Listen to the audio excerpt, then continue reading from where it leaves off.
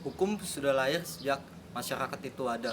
Seorang ahli hukum bangsa Romawi, Cicero, pernah mengatakan, "Ubi societas civius," yang artinya di mana ada masyarakat di situ ada hukum. Mari kita dengarkan pendapat-pendapat mahasiswa maupun warga mengenai hukum. Kalau menurut saya, hukum itu aturan yang dibuat sifat mengikat, yang mengikat kepada setiap orang yang suka mau tidak mau tetap harus menjalani, tetap harus diikuti. Aturan dibuat untuk diikuti, bukan untuk dilanggar. Jadi definisi hukum hukum menurut aku pribadi itu adalah sekumpulan aturan yang dibuat oleh suatu lembaga atau suatu organisasi mungkin di mana hukum itu berguna untuk mengatur. Bisa aja misalnya nih, kita tahu ada hukum lalu lintas, itu gunanya untuk mengatur kita supaya kita menjadi pribadi yang baik dalam berlalu lintas. Jadi menurut aku aturan yang dibuat untuk mengatur diri kita menjadi lebih baik. Udah, gitu aja. Di dalam hukum terdapat 5 bagian hukum, yaitu hukum perdata, pidana, administrasi negara, tata negara, dan hukum internasional. Mari kita dengarkan pendapat-pendapat mahasiswa hukum mengenai hukum perdata. Hukum perdata adalah segala aturan hukum yang mengatur hubungan hukum antara orang satu dengan yang lain yang mencakup hak dan kewajiban orang tersebut. Hukum perdata adalah hukum yang mengatur orang yang satu dengan orang yang lainnya. Pengertian hukum perdata.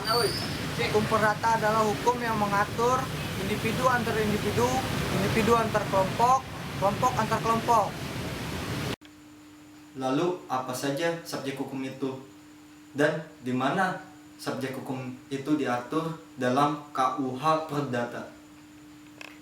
Subjek hukum itu adalah pendukung hak dan kewajiban yang disebut orang, di mana dalam KUH Perdata diatur dalam buku 1, yaitu tentang orang.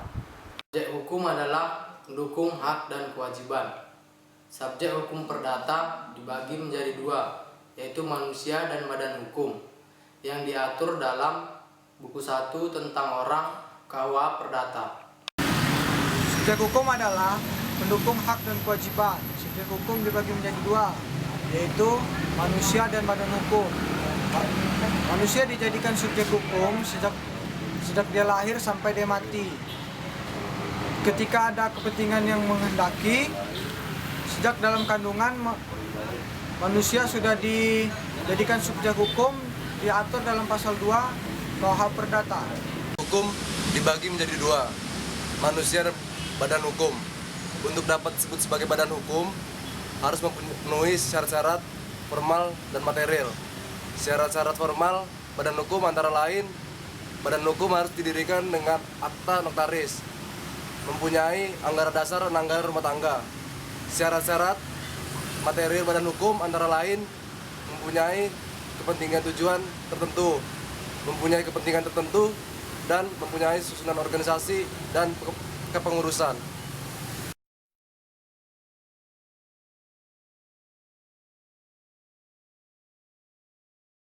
Bisa dikatakan cakap hukum yaitu jika ia tidak di bawah pengampunan, sudah berusia 21 tahun, sudah menikah belum berusia 21 tahun, diatur dalam pasal 1330 junto 330 ditafsirkan terbalik.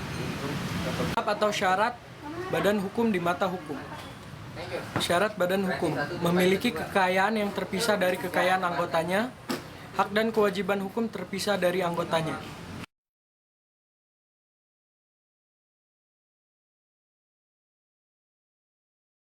Hak ialah kuasa untuk menerima atau melakukan suatu yang semestinya diterima atau dilakukan melulu oleh pihak tertentu dan tidak dapat oleh pihak lain manapun juga yang pada prinsipnya dapat dituntut secara paksa olehnya. Perdata dibagi menjadi 2. Yang pertama, hak absolut. Hak absolut itu contohnya seperti hak atas nama atau kehormatan. Yang kedua, hak relatif. Hak relatif itu contohnya seperti suami istri harus saling setia, diatur dalam pasal 103 KUH Perdata.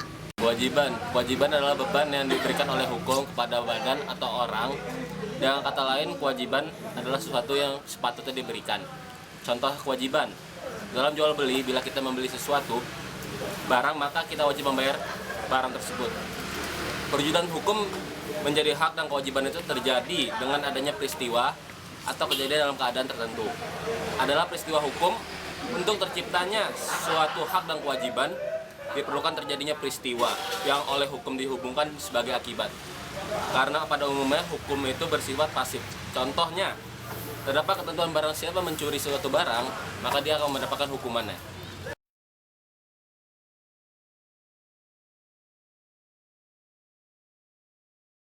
Saya seorang mahasiswa, saya memiliki hak untuk mendapatkan ilmu dan fasilitas yang memadai di kampus.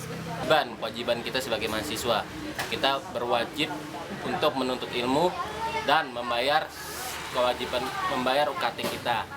Dengan kata lain, jika kita tidak melakukan kewajiban kita dengan membayar atau menuntut ilmu, maka kita tidak akan mendapatkan hasilnya. Tadi kita sudah mendengarkan pendapat-pendapat dari mahasiswa atau warga baik mengenai hukum perdata dan subjek hukum. Sekarang mari kita dengarkan kesimpulan dari dosen di bagian hukum perdata. Oke, ya. Bahwa hukum itu adalah aturan. Hidup itu dengan mengetahui aturan, kita akan terarah, tersistematis. Hukum bisa terlaksana dengan baik atau aturan itu ada sanksi. Apakah sanksi itu tertulis atau sanksi tidak tertulis. Nah, masyarakat harus tahu hukum karena dengan mengetahui hukum masyarakat itu jauh lebih tertib. Tercipta ketertiban, tercipta keteraturan, tercipta saling memahami hak dan kewajiban masing-masing. Nah, kalau terkait dengan subjek hukum, subjek adalah orang, namun hukum dengan pemahaman masyarakat itu berbeda. Kalau pemahaman masyarakat terhadap subjek adalah orang, siapa saja manusia yang lahir karena peristiwa biologis. Tapi kalau hukum memandang orang itu ada dua jenis. Orang manusia itu sendiri yang lahir karena proses alamiah, dan orang yang dibentuk oleh manusia itu sendiri sebagai sebuah konsekuensi bahwa manusia itu adalah makhluk sosial yang bisa melakukan, harus berkumpul, berorganisasi.